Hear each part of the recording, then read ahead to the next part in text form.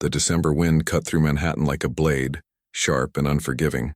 At 5:47 p.m., the sky had already surrendered to darkness, and the city lights flickered to life across the glass and steel canyons of Midtown. Snowflakes drifted past the floor-to-ceiling windows of the 42nd floor, each one catching the amber glow from inside before disappearing into the void below. Amelia Hartman sat alone in her corner office, the kind of space that screamed success. Minimalist furniture, abstract art that cost more than most people's cars, and a view that made visitors pause mid-sentence. But tonight, like most nights, she barely noticed it. Her eyes were fixed on her laptop screen, the blue light casting shadows across her face as she reviewed quarterly projections that didn't need reviewing. The truth was simpler and more pathetic than she cared to admit. She had nowhere else to be. Her phone buzzed against the glass desk, the vibration unnaturally loud in the silence. A text from Jennifer, her assistant. Reminder: Company Christmas Gala, December 23rd, 7 p.m., The Plaza. Still need to confirm your +1, everyone's asking. J. Amelia stared at the message, her jaw tightening. Everyone's asking. Of course they were. It had been 8 months since Marcus, her ex-fiancé, a hedge fund manager with perfect teeth and zero emotional depth, had ended their engagement via a conference call. Literal conference call. It's not working, Amelia. You're married to your company, and I need someone who can actually be present. The irony was that he'd left her for someone else within 3 weeks. A yoga instructor named Sienna, who posted inspirational quotes on Instagram and had never worked a 60-hour week in her life. Amelia deleted the text without responding. She stood and walked to the window, pressing her palm against the cold glass. Below, the city pulsed with life. Yellow cabs honking, Christmas lights twinkling in storefront windows, people bundled in winter coats hurrying toward warm restaurants and waiting families. She was above it all, literally and figuratively. Untouchable, successful, alone. Her reflection stared back at her. 32 years old, sharp cheekbones, dark hair pulled into a perfect bun, designer suit that cost $3,000. She looked exactly like what she was, a woman who had everything except what actually mattered. Pathetic, she muttered to herself. She turned back to her desk, opened her phone contacts, and scrolled through names. Who could she ask? Who wouldn't make it weird? David from legal? No, he'd just gotten divorced and was a crying mess at happy hours. Trevor from acquisitions? Absolutely not. He'd been hitting on her since 2019. Her college roommate, Sarah, moved to Seattle last year. The list went on. Colleagues, acquaintances, people she saw at charity galas and networking events. Not a single person she could call a real friend. Not one person who knew her favorite movie, or how she took her coffee, or what she did on Sunday mornings when the weight of loneliness pressed so hard she could barely breathe. She closed the Contacts app and dropped the phone on her desk with more force than necessary. Forget it, she said to the empty office. I'll go alone. At 9:07 p.m., Amelia finally shut down her computer and grabbed her coat, a black wool Burberry that cost more than most people's monthly rent. The office was a ghost town, just the hum of computers in sleep mode and the distant whir of the HVAC system. She took the elevator down, watching the floor numbers descend with the kind of hypnotic focus that came from exhaustion. 42, 35, 28. The elevator stopped on the 15th floor. The doors opened, and a man pushed a cleaning cart inside, the wheels squeaking slightly against the polished floor. Amelia glanced up, ready to give the polite nod she'd perfected over years of elevator encounters with people she didn't know and didn't want to know. But something made her actually look at him. He was tall, maybe 6'1", with dark hair that curled slightly at the ends and olive skin that suggested Mediterranean or Latin heritage. He wore the building's standard janitorial uniform, navy blue shirt, black pants, but somehow made it look deliberate rather than service industry anonymous. There was something about his posture, the way he carried himself, that didn't quite fit the role. "Evening," he said, his voice low and surprisingly warm. He positioned the cart carefully in the corner to make room, even though the elevator was large enough for 10 people. "Good evening," Amelia replied, her tone automatic and professional. The doors closed, and they descended in silence. She could smell industrial cleaner mixed with something else. Coffee, maybe, and old books. She glanced at the cart and noticed a worn paperback tucked into the side pocket. Hemingway's A Movable Feast. Interesting choice for a janitor, she thought, then immediately felt guilty for the assumption, as if blue-collar workers couldn't appreciate literature. The elevator reached the lobby and the man held the door with his foot, gesturing for her to exit first. "After you, ma'am." "Thank you," Amelia said, and meant it more than usual. As she walked across the marble lobby toward the revolving doors, she felt his eyes on her for a brief moment, not in a creepy way, but with what felt like genuine curiosity. She glanced back just before pushing through the doors. He was reading the Hemingway book, completely absorbed, one hand holding the page open while the other guided the cleaning cart toward the elevator banks. The cold night air hit her like a slap, and she pulled her coat tighter, flagging down a cab. As the taxi pulled away, she looked back at the building. Through the glass doors, she could just make out the janitor, still reading, completely content in his own world. Something about that image stayed with her all the way home. The next day, December 21st, started like every other. Morning meetings, conference calls, contract reviews. Amelia moved through it all with mechanical efficiency, the kind of autopilot that came from doing the same thing for 10 years straight. At 2 p.m., Jennifer appeared in her doorway with a tablet and an apologetic expression that meant bad news. "The caterers need final headcount for the gala by tomorrow morning," Jennifer said. "I still have you down as +1 TBD. Should I just put you down as solo?" The word solo hung in the air like an accusation. "I'll confirm by end of day," Amelia said, her voice clipped. Jennifer hesitated. "Amelia, I don't mean to overstep, but you know Marcus is bringing someone, right? Sienna. The board thought it would be awkward if you showed up alone and I said I'll confirm by end of day." Jennifer nodded quickly and disappeared. Amelia spent the next 3 hours in a fury of productivity, approving budgets and firing off emails with unnecessary aggression. By 8 p.m., she was the last person on the floor again, and the anger had burned itself out, leaving only the familiar emptiness. She grabbed her coat and headed for the elevator, jaw tight, eyes stinging with tears she refused to shed. The elevator arrived, and when the doors opened, he was there again. The janitor, Lorenzo, according to the name tag pinned to his shirt. He looked up from his cart, and his eyes, dark brown, surprisingly kind, registered recognition. "Working late again," he said. Not a question, just an observation delivered with a slight smile. "Always," Amelia replied, stepping inside. They rode down in silence for a few floors. Then Lorenzo spoke again. "You dropped this yesterday." He pulled something from his pocket, a silver pen, expensive, with her initials engraved on the clip. "Found it by the elevator on 42. Amelia took it, genuinely surprised. "Thank you. That was very thoughtful." It looked important. "It was a gift from my father," she said, then wondered why she'd shared that. She didn't share personal information, ever. Lorenzo nodded. "Then I'm glad I found it." The elevator stopped on the 8th floor. An elderly woman with a small dog and a carrier got on, struggling with her bags. Lorenzo immediately stepped forward. "Mrs. Chen, let me help you with those." "Oh, Lorenzo, you're such a good boy," the woman said in accented English, handing him her shopping bags. "My daughter, she never calls.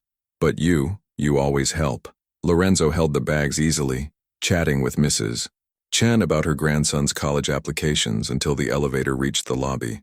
He walked her to the door, made sure she got into her car service safely, then returned to his cart. Amelia watched the entire exchange, something unfamiliar stirring in her chest. "That was nice of you," she said as he passed. Lorenzo shrugged. "Mrs. Chen's lived here 30 years. Her husband died last spring. Holidays are hard."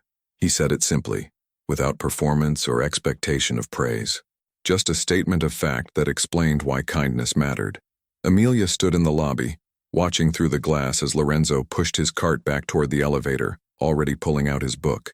For the first time in months, she felt something other than numbness. December 22nd.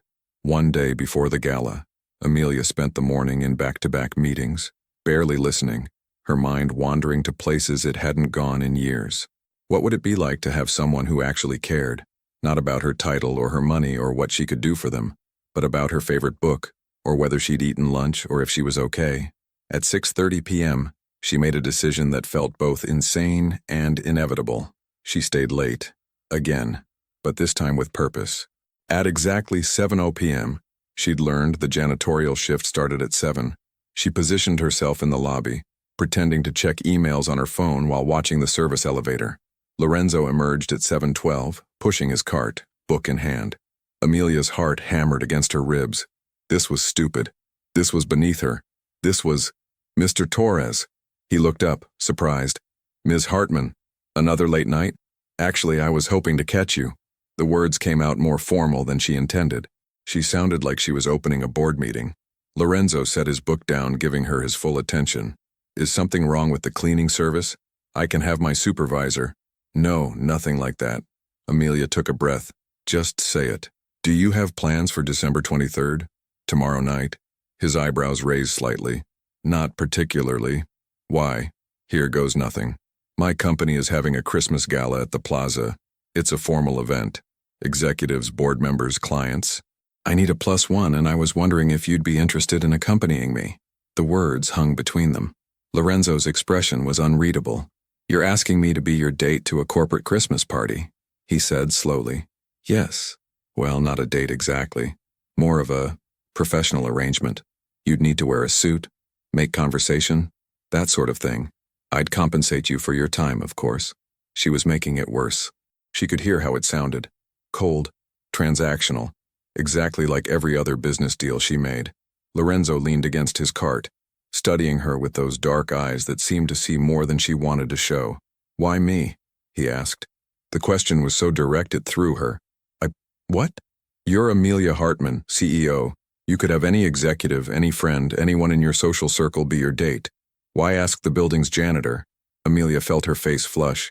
That's not how I see you. No? How do you see me? The question demanded honesty. Amelia found herself giving it. You're the only person who's been real with me in months, she said quietly. Maybe years. Everyone in my world wants something. They network, they angle, they perform. But you helped Mrs. Chen with her bags because it was the right thing to do. You return pens because they matter to people. You read Hemingway on your breaks. You smile at me like I'm just another person, not a title. She paused, surprised by her own words. I'm tired of fake, she finished. I thought maybe for one night I could bring someone who doesn't care about impressing anyone. Lorenzo was quiet for a long moment. The lobby hummed around them. Distant traffic, heating system, the faint buzz of fluorescent lights. Okay, he said finally. Okay, I'll go. But I have one condition. Amelia felt a flutter of panic. Here it comes. Money, access, a promotion. Everyone wanted something. What's your condition? Lorenzo stepped closer and she noticed flecks of gold in his brown eyes, the slight shadow of stubble on his jaw. If I'm going to this party as your date, even a professional arrangement date, then we both drop the act. No CEO, no janitor, just two people being honest about who we really are. For one night, no performance, no masks, no corporate bullshit, just real. Amelia felt the words hit her chest like a physical impact. Her hands began to tremble slightly, and she clasped them together to hide it. I don't understand, she managed. Yes, you do, Lorenzo said gently. You're asking me to pretend to be something I'm not, someone who belongs in that world.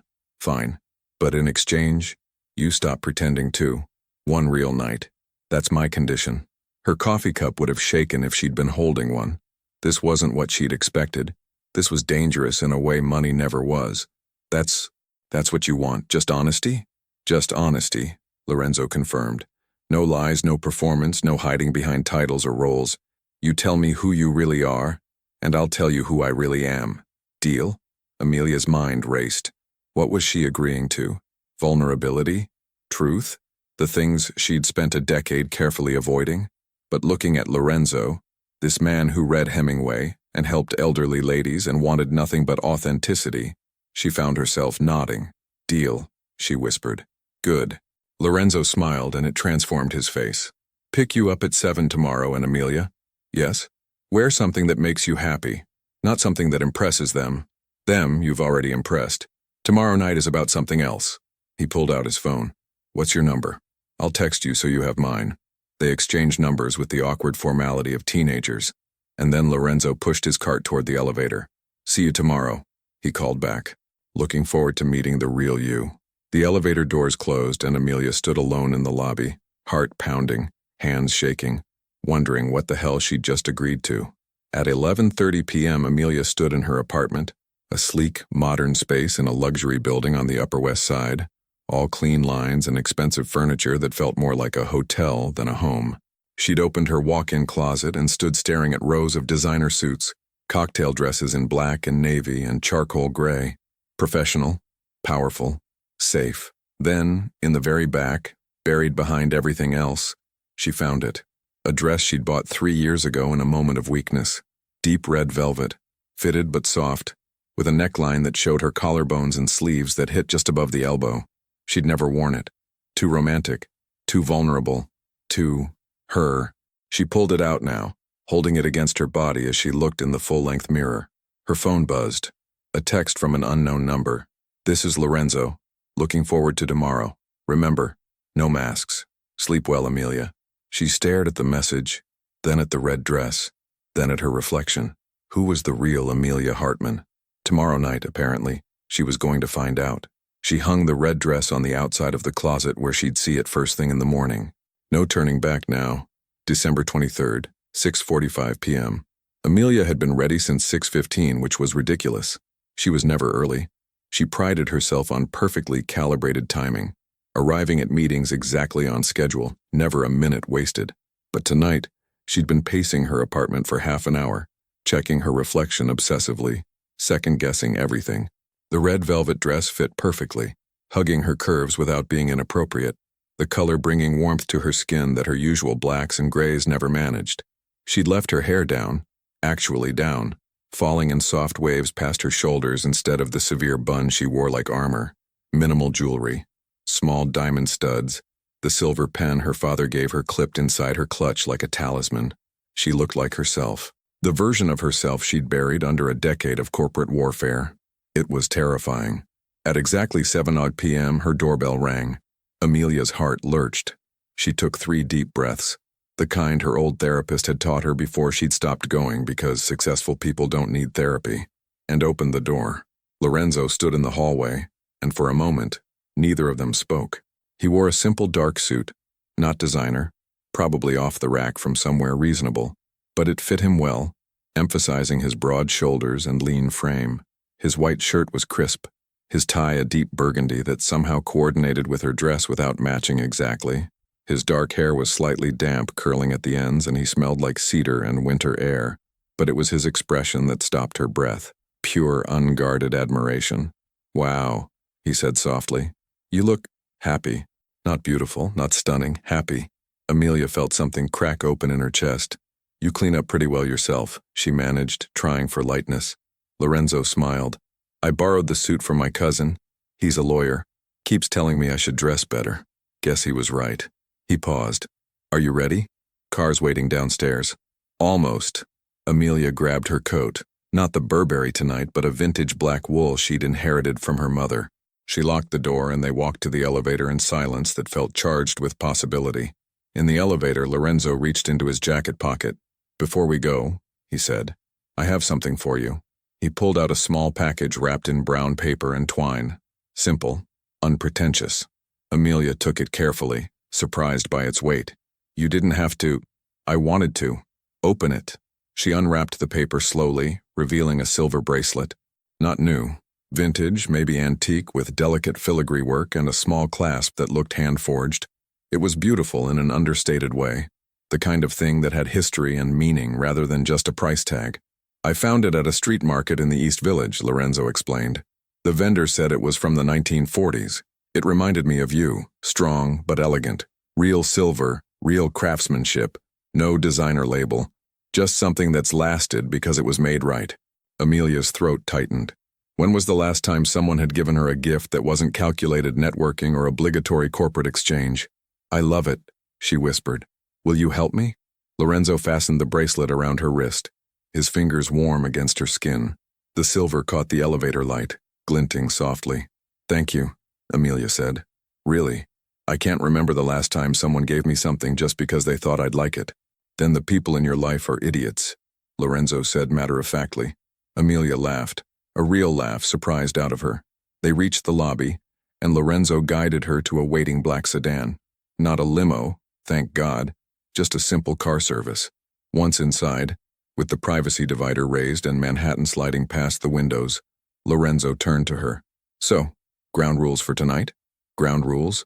For the honesty condition, I figure we should establish parameters." His tone was light, but his eyes were serious.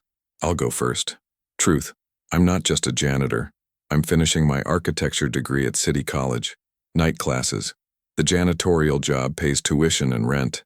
I clean your building because it's walking distance from campus and the pay's decent. Amelia absorbed this. Architecture. That makes sense. The Hemingway book.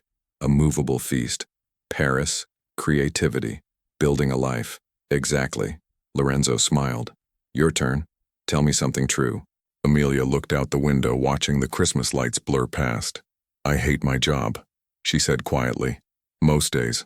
I built Hartman Industries into what it is because my father expected it. He died 10 years ago, and I've been running it ever since, trying to prove I'm worthy of his legacy. But the truth is, I'm exhausted. I'm lonely, and I can't remember the last time I did something, just because it made me happy. Lorenzo didn't respond immediately. When she looked at him, his expression was thoughtful, not pitying. What would make you happy? He asked. I don't know anymore. I used to want to teach. Literature. I loved books, loved discussing stories and characters and what they meant. But that seemed impractical, so I got my MBA instead. Practical, profitable, empty. It's not too late, Lorenzo said. I'm 32 and running a multi-million-dollar company.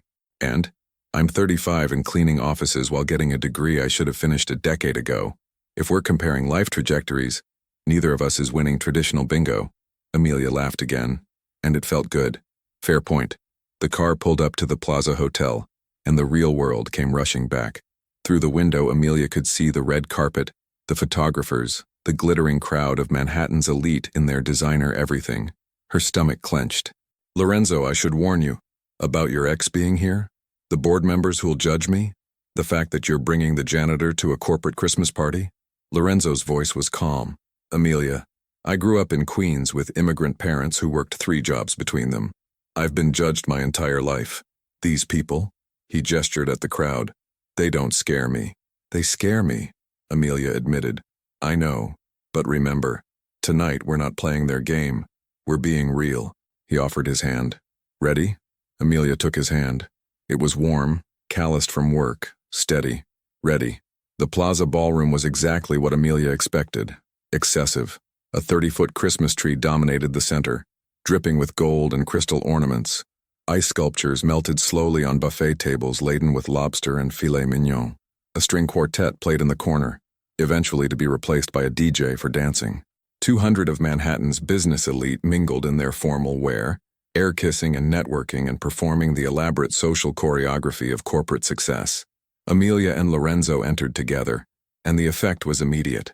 Conversations paused. Heads turned. Jennifer, her assistant, nearly dropped her champagne glass. Amelia felt Lorenzo's hand tighten slightly on hers, not nervously but reassuringly. Big entrance, he murmured. Very dramatic. I like it. Despite everything, Amelia smiled. I didn't plan this. Sure you didn't. They made their way into the crowd. Colleagues approached cautiously, clearly dying to know who Lorenzo was but too polite to ask directly. Amelia introduced him simply. This is Lorenzo Torres. We met through the building. Technically true. Delightfully vague.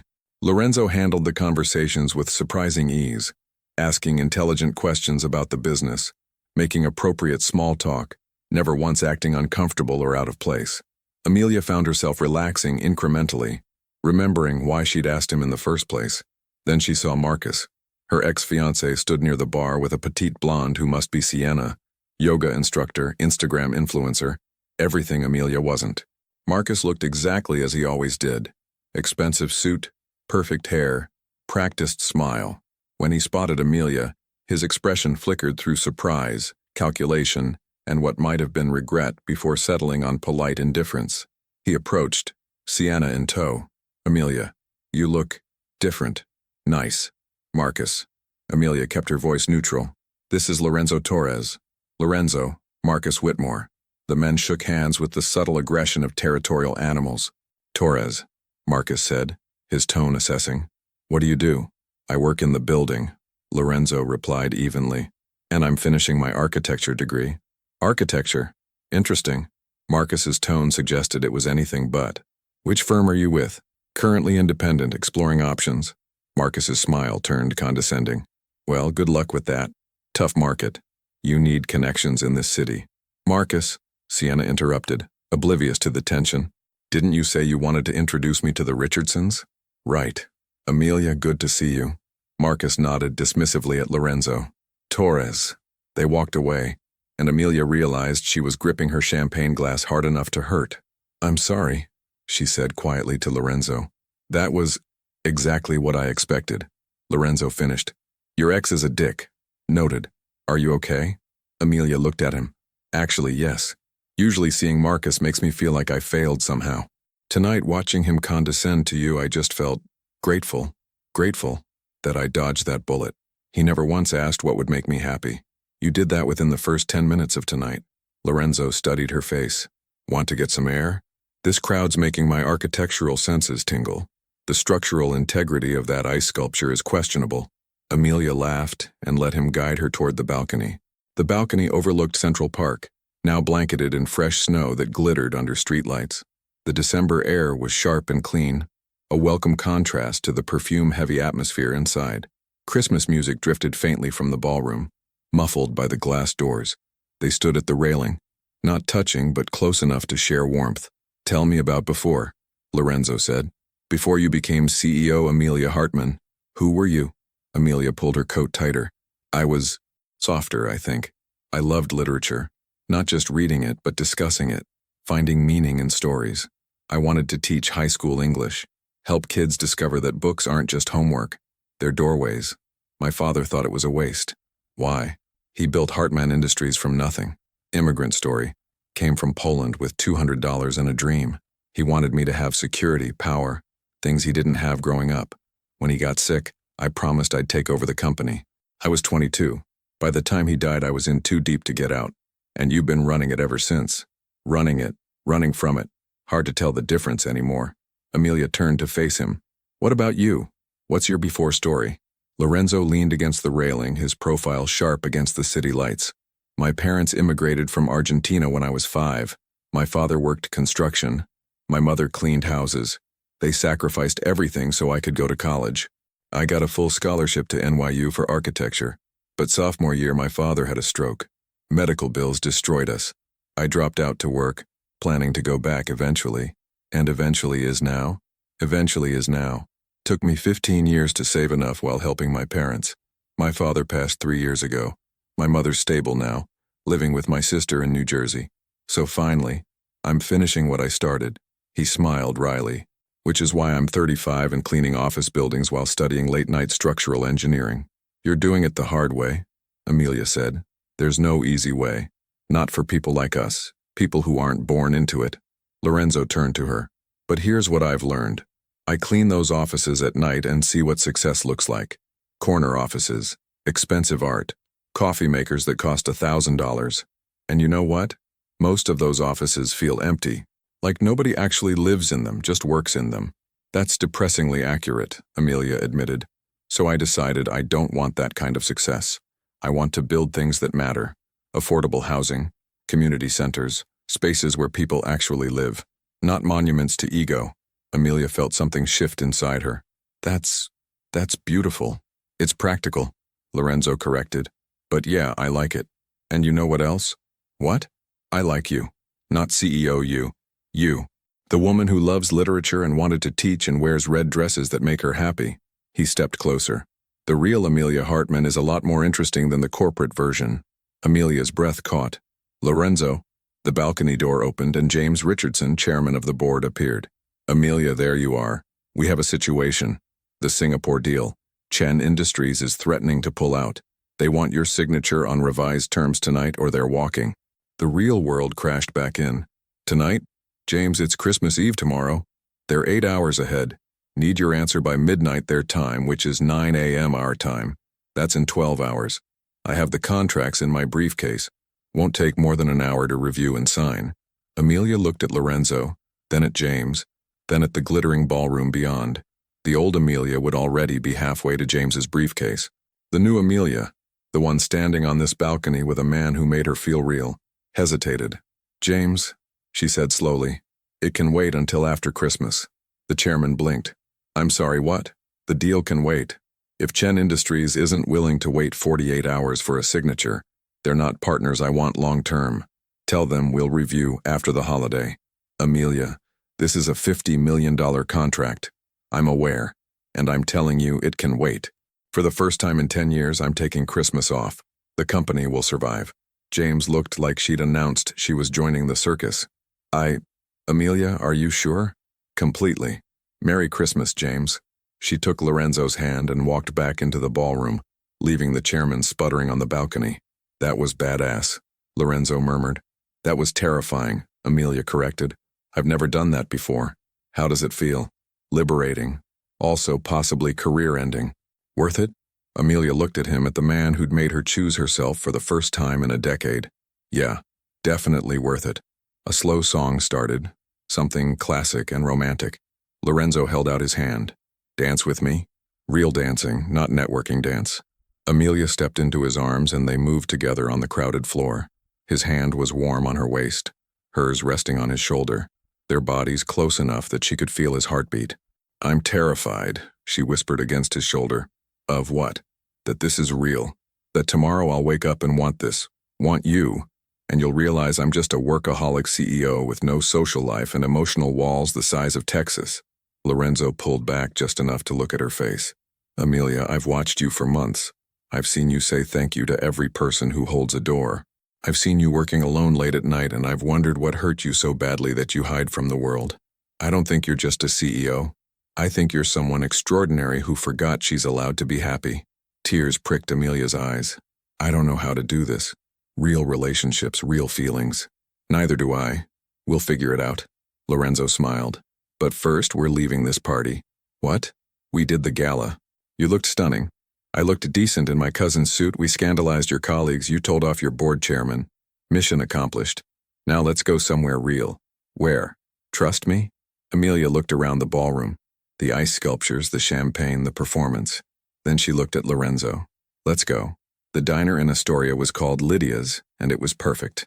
Vinyl booths, formica tables, a jukebox in the corner playing Sinatra.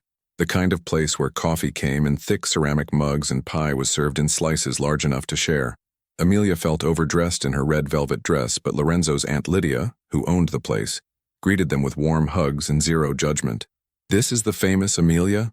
Lydia said in heavily accented English, looking her up and down approvingly.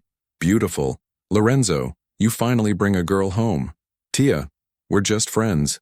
Lorenzo started. Friends who look at each other like that, please. Lydia winked at Amelia. Sit, sit. I bring coffee and pie. On the house for my nephew and his beautiful friend. They slid into a corner booth, and Amelia laughed, really laughed, for the first time all night. Your aunt is wonderful, she said. She's terrifying, Lorenzo corrected. But yeah, wonderful too. They talked for hours. About everything. Books they loved. Movies that made them cry. Childhood memories. Dreams they'd abandoned. Dreams they still held secretly. The diner's other customers came and went. Shift workers, late-night students, cab drivers on break. And nobody cared that Amelia was a CEO or that Lorenzo cleaned buildings.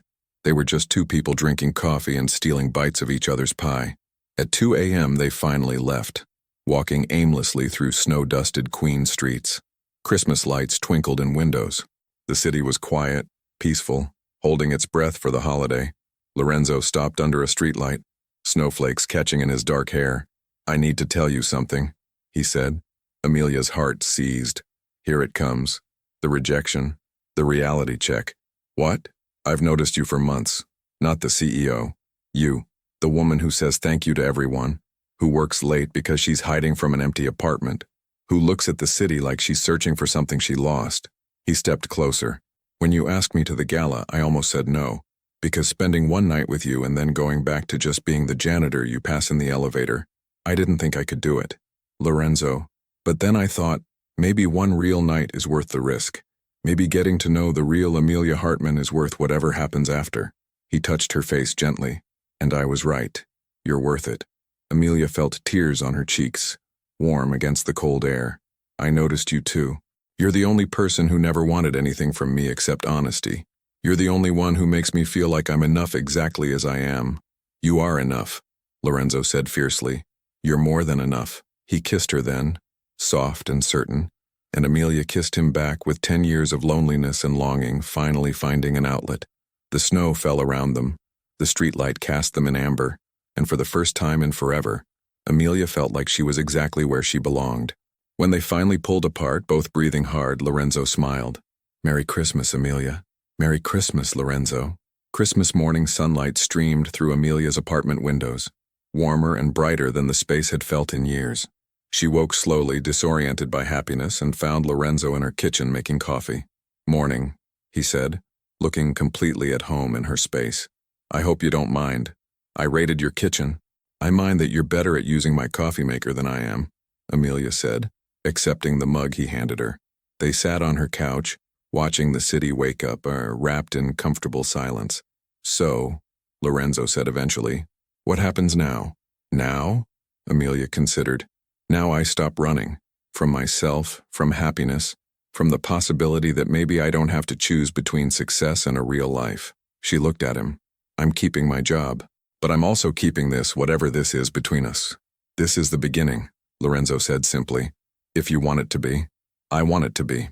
3 months later, they'd open a small architecture firm together, Hartman and Torres Design, specializing in affordable community spaces.